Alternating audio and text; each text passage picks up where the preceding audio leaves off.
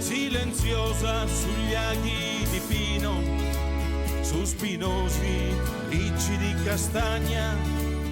You may wonder how Latin got me into a very dangerous mission in the later stages of the resistance as a young partisan in 1945. Well, it all started with my family troubles. I was born in Pavia, just south of Milan, in 1926. My parents ran a public house on the canal.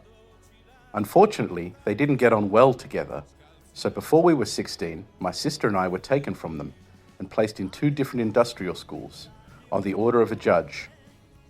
I ended up in an institution called an Artigianelli, where I went to school, learned skills, and served as an altar boy. And that's how I learned my Latin. When the war came, and as I turned 18, I was faced with a very tough decision: enlist in Mussolini's fascist army or face deportation to Nazi Germany. I chose the first option, as I really wasn't keen on travelling, while I longed to have a gun to take with me to the nearest rebel camp. That's how, in January 1944, I grabbed my army issue rifle, bayonet and dagger, went AWOL, and joined the 52nd Garibaldi Assault Brigade on the mountains above Lake Como. The 52nd is the Partisan Brigade that captured Mussolini as he tried to escape to Switzerland, but all that happened after I'd been dispatched to a new destination. I spent 12 months there. There was fighting, acts of bravery, and fear, but above all there was cold and hunger. Real hunger. We lived for months on end on acorn broth. That's all we had to keep us poor anti-fascist rebels barely alive. When our brave messenger Armida managed to find us some polenta, she would bring it to us, and that was a real feast. At some stage, we had to set up camp as high as 1,800 meters to avoid the enemy raiding parties.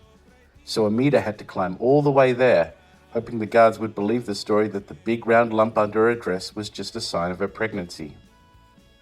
Apart from the usual ambushes and gunfights, and the raids to town to pick up whatever we needed, like that time I was sent to borrow a typewriter from the town hall, and had to go back the following night as I'd forgotten to take the ink ribbons, we captured a senior SS officer once.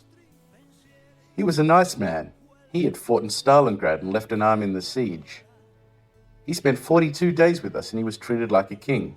With all our difficulties, the best grub was always for him, as was customary whenever partisans held a prisoner. Fortunately, our request for a prisoner exchange was accepted, so the time came for goodbyes. He thanked us for the way he was treated, and added he loved Italy and that he wished he could come back when this was all over. One of us replied, "Sir, you will be welcome any time, but not in that uniform." But where was I? Oh yes, Latin. So 1945 came and our commander said that the Garibaldi HQ wanted 2 men to set up a G.A.P. cell in a small city near Alessandria. The G.A.Ps were urban warfare units, very small and secretive, that were tasked with very delicate missions.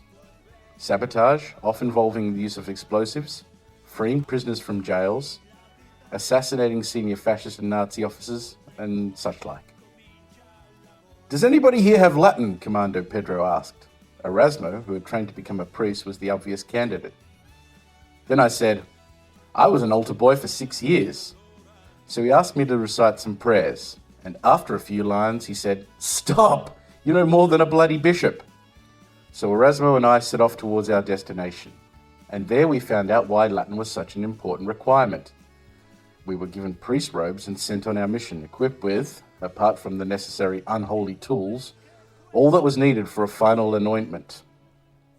A family was ready in some house along the way, with an old one lying in bed, looking as much as possible at the end of his or her days. In the event the 2 of us were stopped, we would explain that we'd been called to a prisoner's dying bed, and show up at the address we had been given to assuage our suspicious escort. That's how I spent the last 3 months of my resistance war. Then came Liberation Day and our war was over, and we had won. My father tracked me down and came to fetch me on his bicycle. We cycled for days and managed to cross the River Po and reach Milan.